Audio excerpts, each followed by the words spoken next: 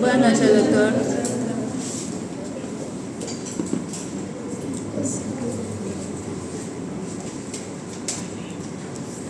Vamos a completar el cuadro de procesos agudos del cardiovascular. ¿Quiénes se conectaron anoche? ¿Alguno está acá? Ok, paciente que ya no pude transmitirle porque se cortó la luz. En emergencia tuve que mover todo, pero logramos intubar. El paciente que les mostré estaba con gasping, significa cojeando a la hora 18. La hora señora no me falleció, estaba gaspeando, pero conseguí un ventilador para él.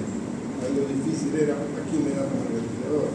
Este paciente que está desde las 2 de la tarde buceando, o esta señora que está desde el viernes esperando un ventilador. Y ahí les pregunté, no escuchaban el micrófono porque nadie me respondió lo que les preguntaba. Se escuchaba y todo. Pero nadie hizo comentario para ver qué opinaban. Entonces, ahí el paciente estaba con rasgo de estrés, poco recuperable porque había hecho paro. Entonces, al final, porque estábamos de turno, decidimos por la señora de 79 años que tenía más chance que el otro que estaba en rasgo de estrés. Pero era complicada la decisión. Y le tomé una radiografía, que eso lo vamos a ver mañana en la práctica para que me interpreten qué fue lo que encontrábamos. Y dentro de los problemas agudos, nos toca hablar como último tema de los procesos neumónicos, el síndrome del estrés respiratorio agudo, o SDRA. Esto no es específicamente un problema como para poder diagnosticarlo como un solo cuadro, ya que esto obedece a diferentes reacciones o procesos patológicos en el organismo que puede alterar el intercambio gaseoso. Pero básicamente, cuando estamos hablando de estrés agudo, lo relacionamos más con las enfermedades virales, las neumonías de procesos virales. Entonces aquí, lo que llama la atención en estos pacientes es que vamos a ver que el intercambio a nivel del alveolo comienza a alterarse, ya sea porque incremente la cantidad de líquido del alveolo o por una alteración a nivel de la membrana, como vamos a ver en algunos casos. Entonces, cuando estamos hablando ya de síndrome de estrés, generalmente estamos hablando con el paciente anoche de un cuadro de insuficiencia respiratoria. La adelanto un poco y hago recuerdo lo que hablamos de insuficiencia respiratoria, es cuando un paciente está por encima de 30 por minuto, que tenga un nivel de PO2 en gasometría por debajo de 90 o una pulsoximetría por debajo de 85. Y una PCO2 que puede estar normal o puede estar elevada. Cualquiera de los dos criterios, de los tres elementos, nos hacen llevar a una insuficiencia respiratoria. Y estos pacientes que están en insuficiencia respiratoria debido al síndrome del estrés respiratorio tienen diferentes posibilidades de causas etiológicas. Y vamos a ver que tenemos tres fases dentro de este proceso. La primera fase es una fase exudativa. ¿Sabe? Recordamos lo que hablamos en la primera clase, que es un exudado, que es un transudado. Exudado es cuando hay un proceso inflamatorio a nivel alveolar y se está produciendo un contenido líquido. En cambio, el transudado es cuando el líquido que está en los alveolos está rompiendo barreras, está barriendo la ley de los fluidos, como por ejemplo la insuficiencia cardíaca, por ejemplo la hipotiroidea, donde hay pasada de líquido hacia los alveolos. Y en esta primera fase exudativa hay a nivel del alveolo un edema, por eso en la primera etapa empezamos a quitar crépitos finos. Esos crépitos finos significa que los alveolos están con contenido líquido. Y este edema es más a nivel de base por gravedad y puede llegar a provocar atelectasia. Atelectasia significa que a nivel del tubo o del bronquio no está permitiendo que pase el aire y eso a la distancia puede llegar a terminar colapsando el alveolo. Entonces, ¿qué puede provocar este cuadro clínico? Son diferentes causas que vamos a ver y esta fase nos orienta. Y la fase proliferativa Esto puede durar entre 1 semana a 3 semanas después del cuadro inicial. La mayoría de los pacientes recuperan en esta etapa, esto lo hemos visto en el COVID, pacientes intubados, pero ¿qué pasaba? El día 14 tenía tendencia a mejorar y algunos completaban el proceso inflamatorio sin entrar a la tercera fase, que es el tema de la fibrosis pulmonar. La fase fibrótica, la fase de resolución, donde hay nuestra respuesta del glóbulo blanco hacia la regeneración de ese tejido, termina siendo cambiado por tejido conectivo fibrótico, el cual, si esto no se logra recuperar, ese paciente termina con limitaciones del intercambio y lleva a una insuficiencia respiratoria crónica. De ahí que, ¿cuál es la causa de este proceso inflamatorio? No es una específica como cuando hablamos de la neumonía. Puede ser trauma, puede ser cuadro infeccioso, puede ser cuadro biológico, infectorio. Son múltiples las posibilidades que pueden haber y siempre tenemos que considerar el huésped. Recuerden lo que les digo, estos tres amigos, agente, huésped, medio. El huésped es muy importante para que uno pueda darse cuenta la capacidad de resolución o de que ese paciente puede recuperarse de una manera rápida, ya que el paciente huésped que tenga cualquiera de las comorbilidades que hemos hablado en anteriores oportunidades, la respuesta inflamatoria es diferente. En este tipo de pacientes tienden a fallecer, especialmente en la segunda semana en que la pasa. Hablamos que uno de los ejemplos que aprendimos mucho es la influenza. Antes de la pandemia del COVID, no se debe recordar a ustedes, pero el nivel de COVID fue a nivel 6 de alerta mundial. En influenza llegamos a nivel 5. Estuvimos a punto de declarar pandemia porque, y fíjense que después de eso ya nos quedamos acostumbrados a la influenza. La gente sigue falleciendo como ya, pero ya lo tomamos como natural. En cambio, en aquellas épocas del 2000 no teníamos tanta tasa de influenza. Y esta influenza hoy sigue estando presente y provocando el estrés respiratorio. Estamos en época de ascenso, vamos a entrar a invierno y va a haber mayor cantidad de influenza y el riesgo es más en personas mayores, ¿no? Entonces, la influenza, la conocemos habitualmente, la reconocemos como una gripe comúnmente. Vamos a ver que tienen dos tipos. La que más estamos viendo es el grupo del tipo A, y dentro de esas variables que al comienzo hablábamos de H1N1, hoy estamos, no sepa, H3N5, cada vez el mismo virus pero ha ido aumentando en su sexo. Esto recordamos lo que aprendimos en la epidemiología, las características de la H y N simplemente es en glutaminas y neuraminasas, lo que está permitiendo reconocer a través de estos antígenos el tipo de cepa del virus A, aunque el virus de influenza pero puede tener sus variables.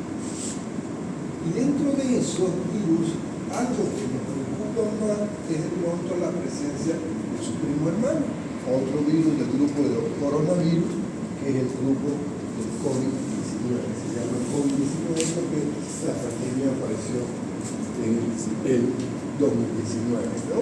Entonces, esto empezó la alerta en Estados Unidos y en Texas, y a lo demás es historia que la conocemos nosotros. Hemos tenido 3 etapas de contagio alto. La primera fue la más grave, donde fallecieron muchas personas en nuestro país, ¿no? Entonces, preocupa este coronavirus porque hasta ahora no estamos pudiendo encontrar un tratamiento efectivo que sea igual para todos, ¿no? Entonces, y esa característica de este virus, corona por sus características, lo que está llamando mucho la atención es el tema de su mutación que está habiendo.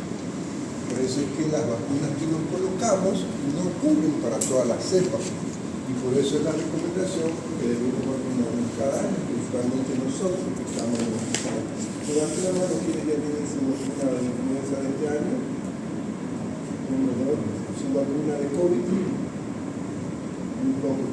Creo que hay que considerar, aunque vemos artículos que están apareciendo que esas vacunas de beneficios han sido más, pero no hay nada de evidencia al cual, así que seguimos recomendando principalmente lo que tengamos riesgo de alguna comorbilidad, especialmente usar la vacuna para protección. Vamos a ver que esto que aprendimos en 2019 con la capacidad de replicación, fíjense, de entre 12 a 18 personas en sarampión. La influenza va yendo a 1 4 y las características del coronavirus va a 14 a 25. Su capacidad de replicación es muy alta. Por eso es que nosotros, cuando estemos frente a este grupo de pacientes sospechosos, no vamos a estar con el virus, perdón, con el virus que usamos corrientemente, porque ese no nos ayuda, simplemente ayuda que nuestras situaciones no vayan allá. Pero por el tamaño de los poros del barbijo, no ayuda. El único barbijo que ayuda es el N95. El K95 lo estamos usando, pero no es el apropiado porque no tiene esa característica de cierre médico que tiene el N95. Entonces, esto para nosotros, que son 2019, es un problema que aún no continúa. Por eso es que, queridos amigos, ustedes tienen que recomendar a sus pacientes que tengan factores de riesgo la vacuna. Aunque hay muchas teorías, pero no hay nada que hacer que sí la vacuna protege.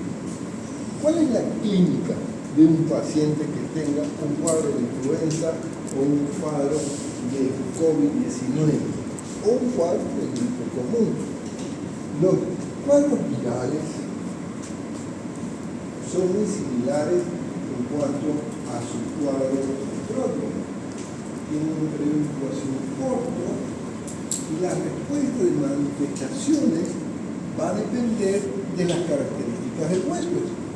Hay algunas personas que solamente tienen un poco de moco, un poquito de tos y ninguna molestia en el cuerpo.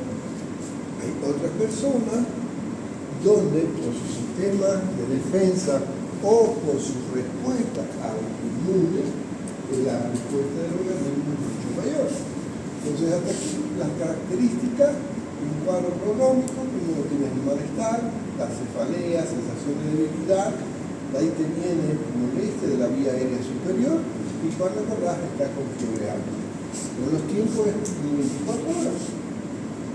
En el COVID se decía que 3 días ya del contacto comenzaban las personas a presentar manifestaciones. Y estas manifestaciones no siempre empezaban como cuadro clínico, sino a veces ya con manifestaciones a nivel pulmonar, que las detectábamos de manera temprana con una tomografía. Aún el paciente no estaba con fiebre, pero tratábamos de buscar para estar alerta. Y más de una persona comenzaba con esa manchita, así filtradito, y terminaba falleciendo aunque no haya tenido mucha manifestación. Por eso es que tenemos que estar atentos y más que todo, factores de riesgo. Por eso es cuando alguien está resfriado, evita llevar contagios a casa porque tenemos los familias, los sobrinitos o los abuelitos que son las personas que tienen mayor fragilidad. A medida que el cuadro progresa, lo que asusta y hace entrar en la hipótesis diagnóstica sintomática de SARS es el tema de la disnea. Estos pacientes que estaban con tos, de pronto estaban con rinorrea, con mialgia, de pronto comienzan a presentar disnea. Y ese es un dato que ya no nos agrada, porque implica que ya está habiendo mayor compromiso a nivel de esos alveolos, que en primera etapa, aunque es exudativo, vamos a ver que la mayoría de estos pacientes no presentan expectoración. Cuando estemos revisando nuestros pacientes con influenza o con COVID, van a ver que casi no tienen expectoración por la tos. En la siguiente etapa sí. Entonces, esos son datos. Ya lo que llamaba la atención en la época de epidemia que tuvimos ver muchos pacientes es que aunque tenga quilento cianótico, no se pegaba con disnea. Parece ser que el virus involucraba unos neurosensores que aunque había signos de déficit de oxígeno, el paciente no lo manifestaba en la primera fase.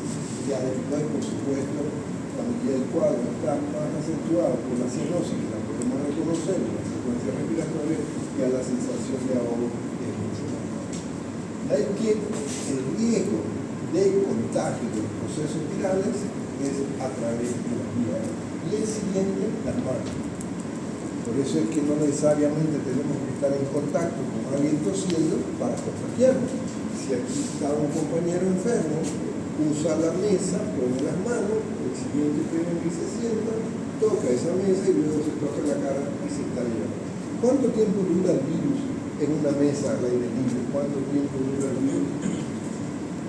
Es variable dependiendo de las características del material de ahí que no se confíen. Por eso cuando tenemos en etapa de tasas elevadas de procesos respiratorios en el mes de junio, traten de andar siempre con su alcohol 5, porque no importa lo que tocaste, con alcohol en las manos y te vas protegiendo, porque es innato que te pique algo, te tires la mano en la cara y ahí te está llegando el virus, ¿no? Entonces, cuando estamos sospechando de un distrés respiratorio, del grupo de influenza, de COVID, o cualquiera de estos, coronavirus, hay que tomar en cuenta que el diagnóstico lo escuchamos con la clínica, lo vamos a buscar con las imágenes, pero las imágenes no aparecen de manera temprana con los patrones que quisiéramos.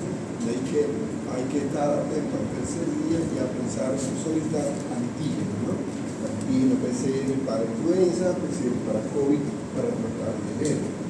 Y a medida que el cuadro avanza, el diagnóstico lo vamos a ver con imágenes. En la práctica de radiografía y tomografía vamos a ver muchos ejemplos de estos infiltrados que tienen su característica de un patrón esmerilado o de virus debilitados, vamos a ver. Entonces, hay unos criterios que se tomaban en los de Berlín que teníamos que tomar en cuenta que el cuadro era agudo. Menos de una semana y ya en la radiografía encontramos infiltrados bilaterales.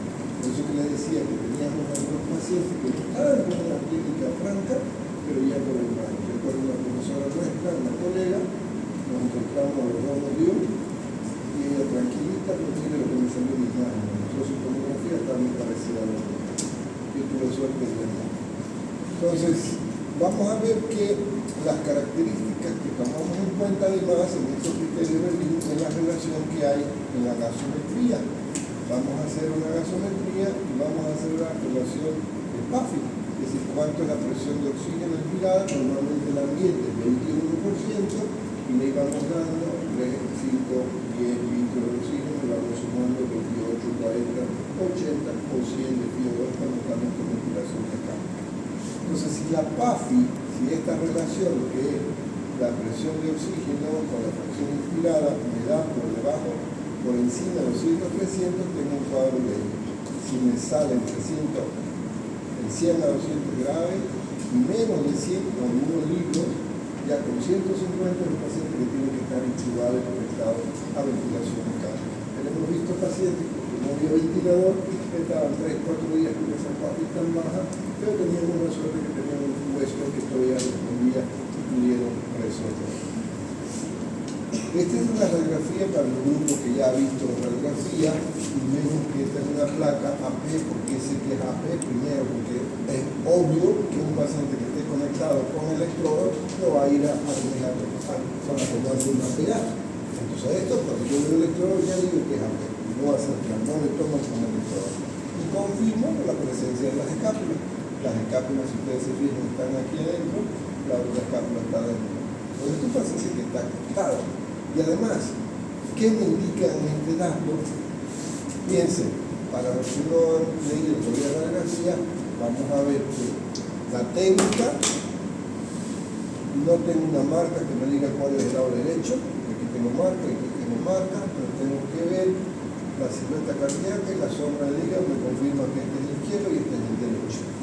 Está discretamente asimétrica, no está rotada, tengo la tráquea en el centro, está en inspiración porque estoy viendo los espacios, puedo contar hasta 10 espacios musculares posteriores y no hay cámara gástrica, por lo tanto digo que está ahí. Entonces técnicamente es aceptable. La presentación no está muy buena porque no puedo ver los cuerpos vertebrales del traje mediastino. Ahora la interpreto, es un tórax, probablemente una mujer por las características cilíndricas, edad ósea adulta. En partes blandas solo encuentro ciertos artefactos que parecen ser como electrodos, sanguínea, pero no es propio del paciente, pues son artefactos externos. Aquí tengo otro artefacto externo, probablemente la manguera de oxígeno, partes óseas, las costillas anteriores no las visualizo casi nada, apenas un poquito, las posteriores no veo ninguna lesión, a partir de la cuarta no puedo ver recién la décima la noto, la clavícula sin alteración, la escápula parcialmente visible. ¿Qué encontramos? En la tráquea. La tráquea, si ustedes se fijan, hay un cuerpo extraño, este paciente está intubado, aquí hay un tubo traqueal, eso nos indica la gravedad del paciente. En la región del ilio encontramos infiltrados alveolares que están condensando. En el preilio tengo la imagen de la cisura, de nenes infiltrados tipo condensación, el parche en la región supra. Y en la base, fíjense, tenemos el signo de la silueta, se ha borrado la imagen del corazón, está borrada, tenemos imagen de condensación, tenemos broncograma. Y este no es el patrón típico de una influenza. El patrón típico de influenza es más individualizado, esto más tiene un patrón de tipo neumónico. Fíjense al otro lado también tenemos condensación, que no borra la silueta, tenemos broncograma. Entonces, decir con esta radiografía que se trata de una influenza no es tan fácil, porque no es el patrón habitual, porque si vemos que hay componentes tanto en el monitor izquierdo como en el monitor derecho, una práctica de insuficiencia. Esta uno puede decir que parece ser más de tipo influenza, pero ya en qué etapa estamos hablando de la cuarta etapa. Va a pasar la tercera semana, en qué nos doy cuenta con las características de fibrosis. Ustedes se fijan, estos resultados lineales nos están dando como panales de abeja, fíjense acá como panales de abeja, acá tengo como panal. Este es el patrón típico de la fibrosis. Entonces, aparte de la fibrosis tenemos condensación, broncograma aéreo, aquí tenemos un proceso neumónico, aquí otro. Entonces, fíjense, este paciente no es el patrón típico de una neumonía, me está dando el signo de la silueta, inclusive. Entonces, cuando tenemos este patrón, pero ¿qué es lo que nos dice la posibilidad de etiología? La forma de presentarse el cuadro agudo, porque las neumonías tienen otra forma de presentarse. Entonces, el patrón de la radiografía va a ser diferente. Acá, este es el patrón habitual. Aquí, en la siguiente clase, vamos a ver tomografía. Esta es una tomografía corteaxial en una ventana pulmonar. Y miren cómo tenemos infiltrado característico en vidrio esmerilado. Este es el patrón típico del COVID o de la influenza. No se diferencia mucho porque los dos son primos hermanos, son coronavirus. Entonces, el proceso inflamatorio pulmonar son muy parecidos. Entonces, dependiendo de la fase, que está con la segunda semana, aquí, fíjense, ya estamos en fase de resolución, donde tenemos en algunas áreas de condensación, un patrón típico. Aquí, estamos en la primera semana, donde estamos encontrando un patrón de tipo infiltrado, pequeño. Entonces, va a depender la sospecha, la clínica y la imagen que orienta. ¿Te orienta influenza? Tu tratamiento va a ser como cefalvir. Que orienta a COVID, ya no va a ser como cefalvir. Tenemos que usar remdesivir o alguno de los otros del paciente. Entonces, cuando estamos sospechando de COVID-19, ahí la alternativa de tratamiento, además de tratar insuficiencia respiratoria, ¿cómo tratamos la insuficiencia respiratoria? Ventilación. ¿Ok? Sea con mascarilla, sea con billotera, dependiendo del nivel, o intubación. Pero para el agente etiológico, como estamos escuchando un cuadro viral y no tengo mi resultado de antígeno, aunque el antígeno no sale rápido. Si estamos después del tercer día, podemos tener un resultado positivo, lo ideal es a partir de 5 días. Pero si la sospecha es un COVID-19, hasta ahora la alternativa que se puede usar es el remdesivir. Hemos leído que inclusive se puede, en el esquema hemos visto, pero lo que sí se ha demostrado que puede ayudar es el remdesivir. Por los otros esquemas que se han visto no han sido muy satisfactorio la respuesta, por eso no han recomendado. Vamos a ver que usamos antiinflamatorios, de preferencia la dexametasona. Vamos a usar, no necesitamos dosis altas, 4 miligramos cada 8 horas es suficiente, y después van bajando a 2 miligramos cada 12 horas. Esto vamos a ver que hasta el 10º día lo usamos sin riesgo. Y otra alternativa, cuando no te responde a Remdesivir y el paciente está mal, ok, existe una alternativa que no es fácil de conseguir en Santa Cruz, que sobre todo el que lo trae, con un costo mucho mayor, que es el baricitinib con metoxicilina. Esto lo vamos a ver cuando estemos hablando de asma, $1.000 para cáncer o todas las enfermedades. Y como el COVID tiene una afectación a nivel también hematológico, se ha visto que muchos de los pacientes que fallecían no era tanto por el compromiso alveolar, sino por el componente hematológico, el famoso tromboembolismo. De ahí que se demostró que pacientes que se sospechó COVID o están en esa etapa de construcción, es mejor utilizar anticoagulantes. De preferencia, heparina, ¿cuál heparina? La que tenga a mano. Puede ser la natural, 5.000 unidades cada 8, o puede ser la sintética, la noxaparina o la flaxaparina, 40 o 80 unidades cada 12 horas, dependiendo de la cantidad de peso que tenga el paciente.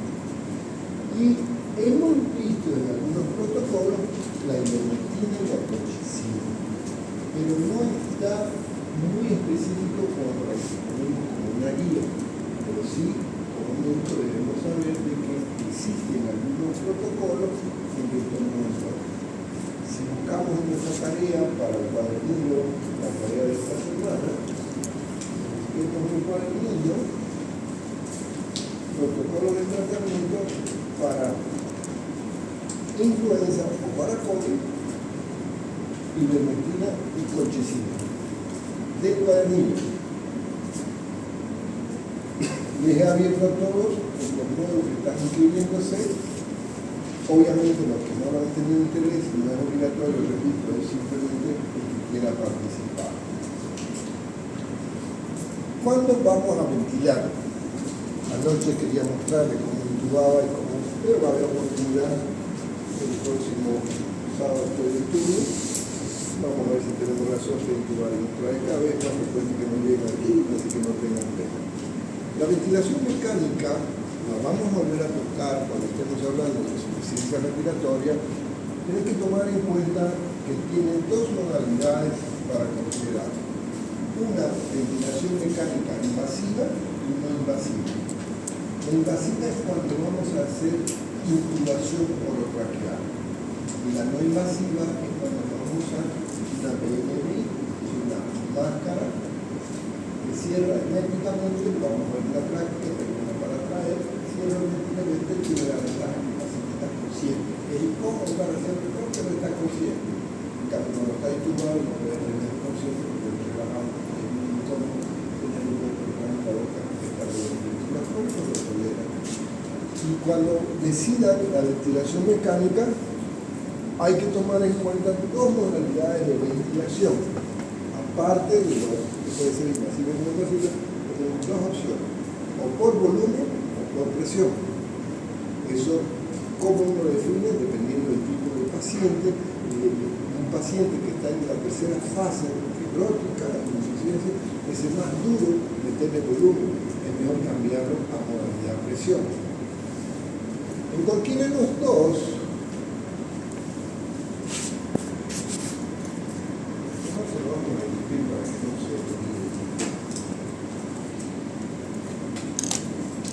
ventilación mecánica. Opción 1, invasiva y no invasiva. La invasiva es con intubación orotraqueal, para que se quede claro. La no invasiva utiliza máscaras. Ahora, modalidad de ventilación: por volumen y por presión. Ambas tienen la opción asisto controlada, es decir, que la máquina controla lo que el paciente va a respirar y las veces que va a respirar. Luego tenemos la sincrónica intermitente mandatoria y después tenemos la de CPAP o BiPAP. Estos tres últimos es cuando ya le vamos a quitar el tubo, cuando vamos a quitar la ventilación. Entonces, en esta etapa lo tienes al paciente sedado y relajado.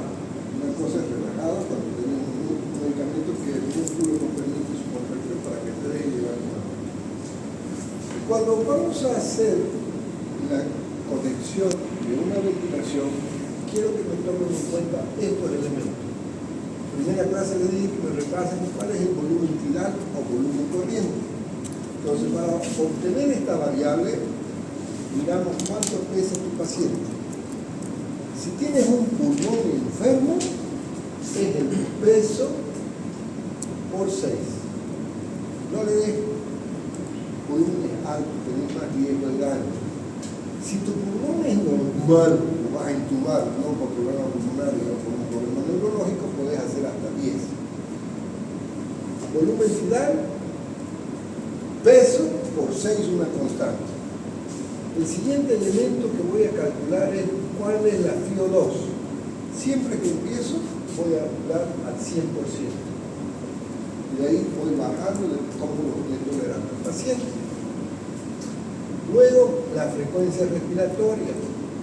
Estos pacientes tenemos que tenerlos un poco hiperventilados. Entonces, lo normal es 8-12. A estos pacientes pondré 14, les pondré 18, les pondré 20. El siguiente elemento que tengo que tomar en cuenta es el PIB. Normalmente empezamos entre 5 a 8. Y el PIB no es más que la radiación de la presión positiva al final de la expiración. Es decir, es una ventaja que buscamos que tu alveolo quede más tiempo distendido para que haya mejor intercambio gaseoso. Entonces, estas variables es la que tenemos que tomar en cuenta y luego tenemos que ver las alarmas.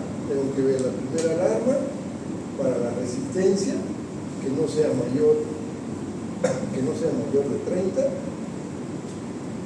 Luego mi alarma de la frecuencia respiratoria se está bajando y luego mi alarma de fuga. Esto lo vamos a ver en el hospital con el ventilador para que lo comprenda más fácil de reconocer. Lo que quiero que se grabe es esto: el volumen corriente o volumen final, 6 para un pulmón enfermo o hasta 10 en un pulmón sano. ¿Qué significa el 6? ml. 6 ml por su peso. En total, el volumen corriente lo tenemos en ml. 400, 500 tenemos el volumen corriente y el volumen minuto que es simplemente es multiplicado por la frecuencia respiratoria. Y hay un dato más que me estaba olvidando, que es el que tenemos que ver, la relación inspiración-expiración. Esto tiene que ser 1, 2. Siempre el tiempo de la expiración más prolongada que la expiración. Esto lo van a comprender mejor cuando estemos en la práctica. Vamos a hacer ejercicio, vamos a interpretar gasometrías y ustedes en algún momento se van a encargar de ayudarles a poner los parámetros del ventilador. Entonces, cuando estamos con estos grupos de pacientes franca insuficiencia respiratoria, por eso que no están prometidos que por más que le he puesto a 100 latidos, no se aprueba, una de las alternativas es cambiar esta posición. Antes hablábamos de 6 horas, hoy estamos siempre permitidos inclusive hasta más de 12 horas, y no es como los pacientes que vienen así de cara, porque no está acostumbrado a eso, pero las de cara le pueden jugar un plástico después que tiene que tener un paciente. Y esta posición no va a ser rara vez que le encontremos en el hospital, porque estamos teniendo pacientes con estrés respiratorio, más de una vez van a encontrar. Entonces, cuando vean un paciente que está acostado, ventral, conectado al ventilador, ya saben que eso está con estrés respiratorio y no está fácil de llevarlo para la casa. La ventaja que hemos visto es que en ocasiones la mayoría de los pacientes quedan sin ningún tipo de problema. Y siempre que estemos sospechando un estrés respiratorio, debemos tomar en cuenta la protección. Los 5 momentos de lavado de manos, el contacto con el paciente cuando lo tiene, y ya la técnica de lavado que reconoce el número. Entonces, todos los días se ven que un paciente se lava las manos antes de que. Pero, por regla, cuando estemos en el hospital, quisiera que tengamos un poquito de alcohol, por si tocan algo que no nos tocaba. ¿Sí? Vamos a ver que de preferencia no es de barriga. Yo no nos dejo entrar a la práctica como doctorando. No es por malo, sino que soy responsable de proteger a los mujeres. Entonces, por favor, no me pongan en la cara, porque ya se puede decir, no tengo para prestarme, no te voy a dejar contar. Porque tengo que ayudarles a proteger. No me preocupa el COVID, no me preocupa el ingreso de Nelson Ford, eso lo pasa en nuestra guía. No me preocupa que puedan contagiarse.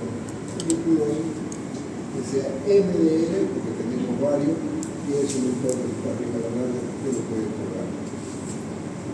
Esta no es la ideal, esta es la KN, el N95 tiene otras características, y si la idea del cuadro no es COVID y es suprimir una influenza, está más fácil. Está más fácil porque si el paciente sabe como gripal, como mandarina, va bien, pero si tenés el paciente riesgo, está en insuficiencia respiratoria, vamos a tratar como oseltamivir, conocido como Tamiflu, viene comprimido, vamos a dar una dosis inicial de 75 miligramos por 24 horas y el tratamiento es durante 5 días. Entonces, lo que tenemos que tomar en cuenta, resumido en este algoritmo, es primero tratar de reconocer en qué momento de la enfermedad estamos. Si estamos en el periodo de incubación o estamos en el periodo de estado, que puede estar dentro de la segunda fase o la tercera fase. Como regla decíamos, paciente que sobrevive más de 14 días va a sobrevivir. Esa era la regla que aplicamos en la época de pandemia. Digo a 14, por más que esté hecho vos, teníamos esperanza que fallecía, porque la mayoría fallecía antes de 2014. Hoy con los medicamentos podemos ver. Y lo importante es que cuando se sospeche un cuadro de estrés respiratorio, por favor, no espere manejarlo en un ambiente que no tenga oxígeno ni terapia intensiva. No se arriesgue. Es un paciente que en horas puede pasar a evitar una intubación y no siempre lo consigue el retirado de manera inmediata. ¿Preguntas? Vamos a ver cuando estemos hablando de detalles de la insuficiencia. Otros libros aplican el estrés respiratorio no solamente a los cuadros virales, sino a los traumáticos, a los cuadros sépticos, a los cuadros patológicos. Es el primero enfoque, pero cuando entre de insuficiencia respiratoria, ahí nos vamos a mostrar ese otro panorama. ¿Pregunta?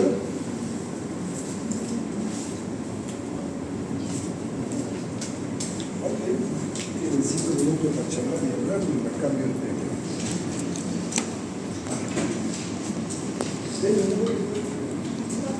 Compleja cultura social de la cultura.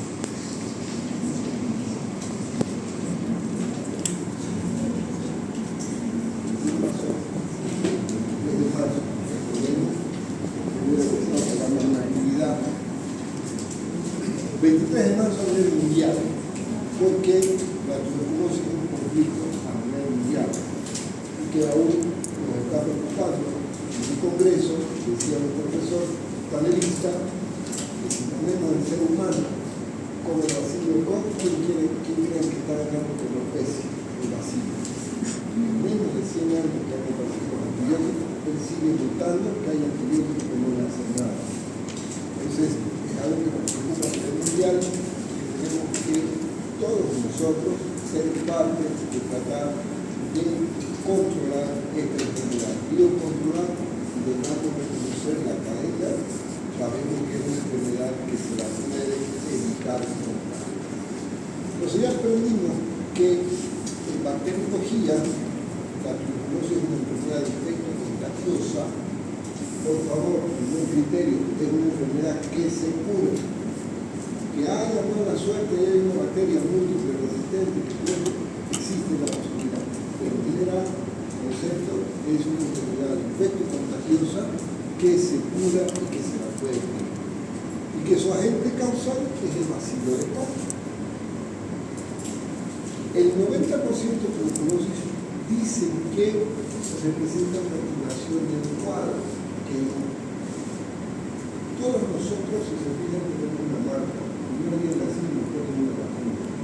Y eso de alguna manera disminuye el riesgo de contagio, el riesgo de enfermarse. Pero algunos autores consideran que esa primera infección que tuviste primer contacto, tu organismo no tiene bloqueado mientras tengas un sistema inmunológico efectivo. En el momento que baja tu sistema, esa enfermedad se reactiva y ahí comienza todo ese proceso. Algunos dicen. La historia nos muestra de que había teorías que en América la tuberculosis fue traída por los europeos. Pero hasta no hace mucho se descubrió en el Perú unas momias que tenían tuberculosis. Y la fecha de las momias era más antes de la venida del europeo. Entonces ahí apareció un estudio interesante en que descubrieron que las focas también son infectadas y al comerlas la gente murió más. Entonces eso de que decían que el europeo ya pasó a la vida, lo más probable es que ya tengamos la especie de ácido de mucho más antes y la momias la que probablemente fue. Desde el 2000 se viene trabajando con las metas de milenio. Pasó el 2000, estamos en 2025 y aún no hemos logrado las características que queríamos en las metas. Si hacemos la revisión del último reporte del 2025 de ¿qué es MUC? ¿Qué significa MUC? Como quien. Abreviación de OMS, Organización Mundial de la Salud. Entonces, fíjense que según estos datos está como novena causa de muerte y la primera como causa de infecciosa. Esto me está asustando mucho, porque antes nos preocupaba porque éramos de países pobres, hasta que en la época del 80 apareció el HIV y la gente con recursos empezó a enfermarse y ahora, cuando nosotros pensemos en TB, tenemos que pensar en HIV. Si pensamos en HIV, tenemos que pensar en TB, porque hay una íntima relación que tomamos en cuenta. Hemos logrado, sin metas, por supuesto, hay una resolución de la incidencia, pero apenas del 12%, porque la meta era del 50%, no sé si lo estamos logrando, menos ahora con el tema de la guerra, que de alguna manera influye en la parte económica. Recordemos un poquito de las microbacterias para poder hablar mejor de micobacterias tuberculosas. Y cuando estés frente a un paciente que clínicamente es por un micobacterio, pero no te está respondiendo al tratamiento, dos opciones: o que esa bacteria es multiresistente o que tengas otra micobacteria que no sea tuberculosis, porque también es ácido resistente. ¿Se acuerda que era básico? Vale. Ácido resistente. Entonces tenemos varios bacilos, ¿vale?, que no necesariamente son de tuberculosis. Hemos tenido un caso interesante en el hospital, radiografía de tuberculosis, clínica de tuberculosis, baciloscopía positiva, 1 semana, 2 semanas, 3, 5 semanas, y no mejoraba el paciente. Resistente, llegó el continuo, resistente y sensible, simplemente no era bacilo COVID. Por eso quiero que consideren todos estos grupos de microácidos. Y hemos aprendido también en bacteriología los diferentes tipos de micobacterias que tenemos que tomar en cuenta. ¿Y por qué insisto en esto? Porque cuando hablemos del mecanismo de contagio, vamos a ver que tenés la vía aérea, pero también tenés la vía digestiva por el micobacterium bovis, la famosa ambrosía. Ganado público, cajeado, pasa por la leche y nosotros por carnaval felices, ¿no? Un poquito de alcohol, ambrosía. Cuando acordamos, de pronto tenemos pacientes con tuberculosis intestinal, pero sin tuberculosis pulmonar. Entonces, ¿cómo puede ser que tenga un bacilo de Koch y el pulmón limpio? La respuesta es que tuviste un bacilo no por vía aérea, sino por vía limpia. Hay que considerar esos elementos. Esto ya lo aprendimos, las características de por qué se llama ácido resistente, porque utilizamos para la función de Nielsen, y es un parásito, básicamente, esto quiero que recuerden, aerógeno. Por eso que vamos a buscar de preferencia a niveles de los vértices pulmonares. Y y preferencia con una lupa o filatería digital con un zoom para tratar de encontrar esas lesiones pequeñitas, que es lo que ha detectado una tuberculosis temprana, porque aunque la curo, el daño que provoca no se puede resolver, no se genera el pulmón, solo el hígado puede mejorar y la piel. Entonces sabemos que el reservorio está en el hombre, contagiamos por gotitas de flujo, pero recuerden, Mycobacterium bovis por ingestión, y las personas que están en contacto con el laboratorio. Por si a alguien le interesa, en la Católica hay un trabajo de investigación de tuberculosis en WATS. Lo que le interesa, Marisa nos puso en contacto con la doctora Mónica, que es la encargada. Y es interesante lo que dice ese proyecto, porque varios de sus compañeros han ido a Estados Unidos becados por Estados Unidos. No por la Católica, sino la que elabora el proyecto, que es la UNICA, que tiene también un convenio con nuestra universidad. Por eso es que los invito a que puedan ser parte de esa investigación a los que les interese. Para terminar, tratemos la patogenia, entendámoslo. El alveolo ingresa y provoca a nivel del alveolo una inflamación mínima.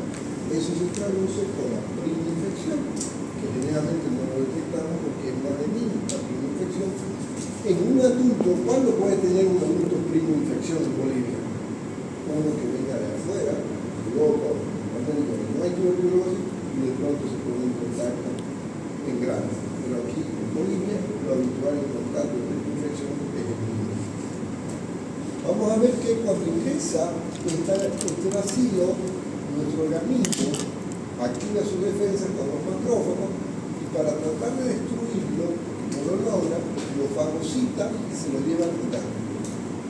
Estos ganglios no se lo destruye, más bien el bacilo aprovecha para multiplicarse y comienza a liberarse fuera del ganglio, de donde comienza a pasar la sangre, a ser una bacteria y se disemina por todo el organismo. Es decir, que no solamente la puede tener localizada en el pulmón, sino la puede tener cerebro, huesos, riñones, intestino, piel, cráneo, puede afectar cualquier parte del organismo. Entonces, esta misma infección, nuestro sistema inmunológico, cuando está bueno, lo bloquea, y vamos a ver que al bloquearlo, vamos a llegar a los tubérculos de estómago y luego al complejo de Ranke, donde se trata de bloquear todos estos procesos inflamatorios.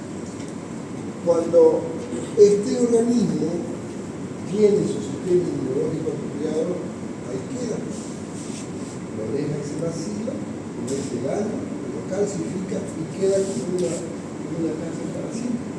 Bajo tu defensa, se rompe ese ganglio y se reactiva. Por eso es que las personas con desnutrición no tienen un sistema proteico apropiado, si no hay proteína, no hay defensa. Las personas que tengan cualquier de las comorbilidades van a llevar también a un sistema inmunológico no apropiado, ¿no? Por eso es que la respuesta inmune es la clave, ¿sí? Y algo que deben considerar cuando estamos hablando del complejo de Down, del complejo de Ranke, que la diferencia es que uno tiene su ganglio calcificado, es que un dato que les orienta que el organismo se está defendiendo es como hay caverna. Cuando el paciente tiene tos como expectoración turbulenta, más bien me gusta en el sentido de que tengo esperanza de tratarlo más rápido. Porque el paciente inmunodeprimido, donde no tengo su sistema apropiado, no hay acción de necrosis. Pueden mirar su radiografía o su tomografía, solo encontrar los infiltrados, los linfocitos, esos tipos muy de pan. En cambio, el paciente que se defiende, vos notás en el vértice, de ahí va hacia la cavernita, va mirando, va avanzando y esto se va haciendo caverna. Eso significa que el organismo está protegiendo, pero el vacío sí. Entonces, la importancia es cómo me doy cuenta que hay necrosis gaseosa, porque tiene expectoración. La tuberculosis, cuando hay caso, se llama caso porque es como el queso, una guajarilla de queso, así. Lo podemos ver esa expectoración con esas características malignas, ¿sí? Entonces, vamos a quedar aquí.